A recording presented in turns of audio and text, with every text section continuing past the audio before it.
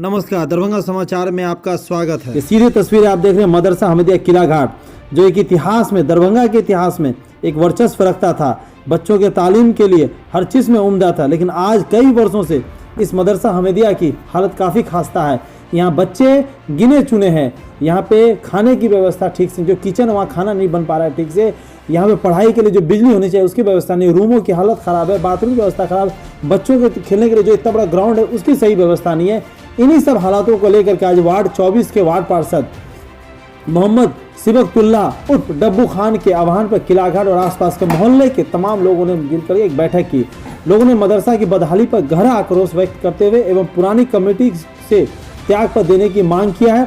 24 घंटे के अंदर अगर त्यागपत्र नहीं देते तो आने वाले रविवार को पूरे जो वार्ड पार्षद के नेतृत्व में आसपास के मोहल्ले के लोग मदरसा हमीदिया के गेट पर जाके धरना प्रदर्शन करेंगे। अत्यंत चिंताजनक है, जिसको देखते हुए मदरसा के आसपास के मोहल्ले के लोग काफ़ी आहत है। इसलिए आम सहमति से यह फैसला किया गया कि स्थानीय आवाम नई कमेटी को चुने और कमेटी का एक कार्यालय तय हो तथा पुरानी कमेटी 16 साल की आमदनी का हिसाब दे।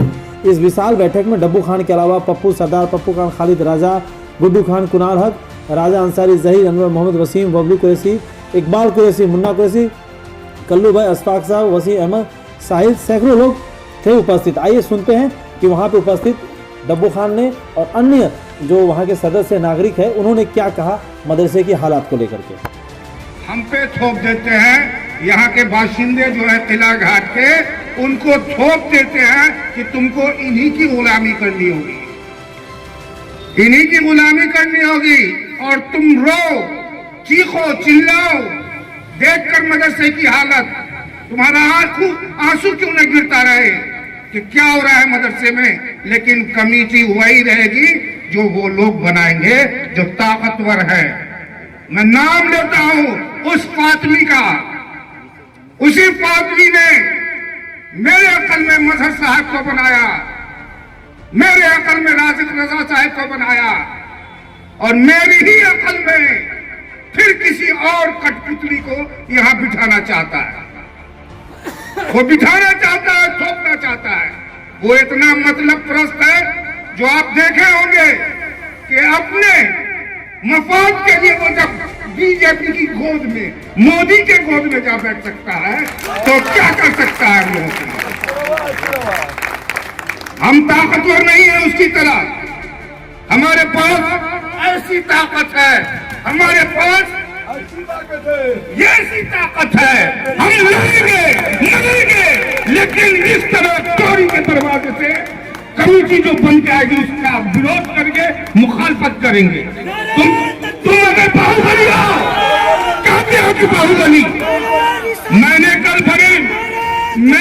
बड़ी इज्जत से कहा हमारे सदर मोहतरम को अलहमदुल्लाह का अल्लाह साहब को फोन किया, बड़े उस संजीदगी से कहा कि क्या कमेटी की बैठक वगैरह हो गई। उन्होंने कहा हो गई। मैंने दबे लफ्ज में कहा कि तुम मेरे दोस्त हो, तुम मेरे दोस्त हो।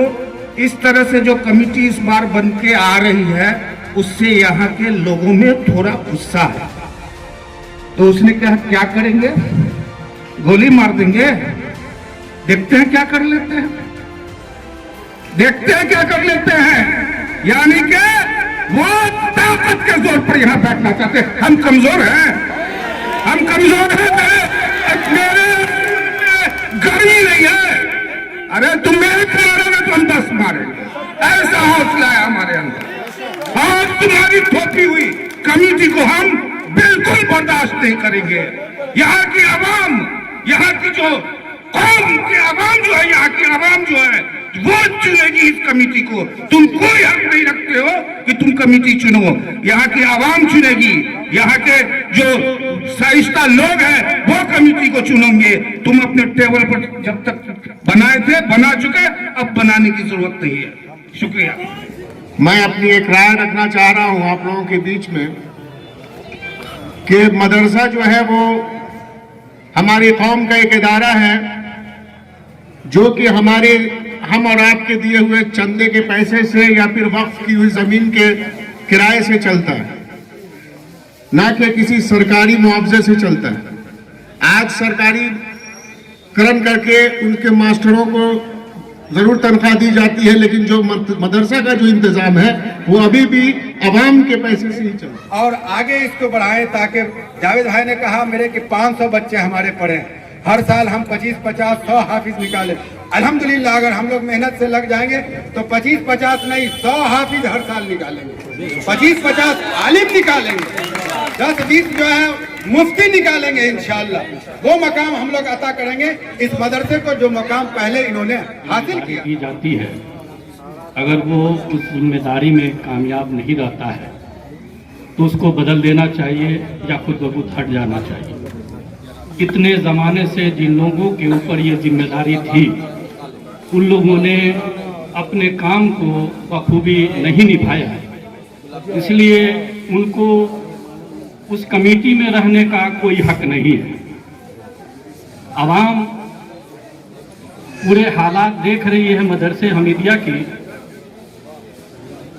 तो लिहाजा उस कमेटी को डिसॉल्व करके, चूंकि ये प्रोसीजर है कि आवाम चुनेगी, जिसको भी चुनेगी, तो ये काम अभी का अभी कुछ लोगों के जिम्मे कर दिया जाए और वही लोग कमेटी को तश्कील दे। कमेटी कभी भी आवाम चुनती है, न कि कहीं रूम में बैठ करके चुना जाता है। और ये बात सालों से साबित हो चुका है कि पुराने कमेटी के जितने भी लोग हैं उन्होंने अपनी जिम्मेदारी बखूबी नहीं निभाया, चाहे इदारे की जमीन हो, चाहे मदरसे के बच्चों के तालीम का मामला हो, या बच्चों के खाने पीने के लिए। मैं देखता हूं कई बार, मैं तो लिखता ही रहता हूं कि बच्चों को खाने के लिए बैठ के जमीन पे खिलाया जाता है, न दड़ी होता है, न चादर होता है, कुछ भी नहीं होता है। खाना बनाने का वहां पर सही से ढंग से वहां पर किचन भी नहीं है।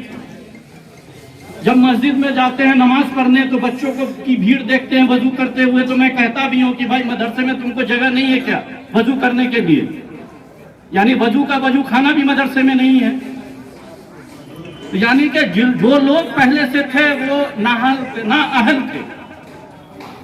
तो मैं ज्यादा कहना नहीं चाहता हूं, यह है कि उस कमेटी को खत्म की जाए और आवाम कर सकती है और कोई नहीं करेगा। फातमी साहब भी नहीं करेंगे, नीतीश कुमार भी नहीं करेगा। ये आवाम का हक है और आवाम इस जिम्मेदारी को निभाए और नई कमेटी को तश्कील देने का काम करे। जो इसको बेहतर से बेहतर करें या करने की कोशिश करने वाले लोग हैं उनको इस मामले में आगे लाएं, जिससे इलाके का और मदरसे का जो पुराना नाम था वो वापस आए। बस मैं यही इतना ही कहना चाहता हूं। खुदा हाफिज।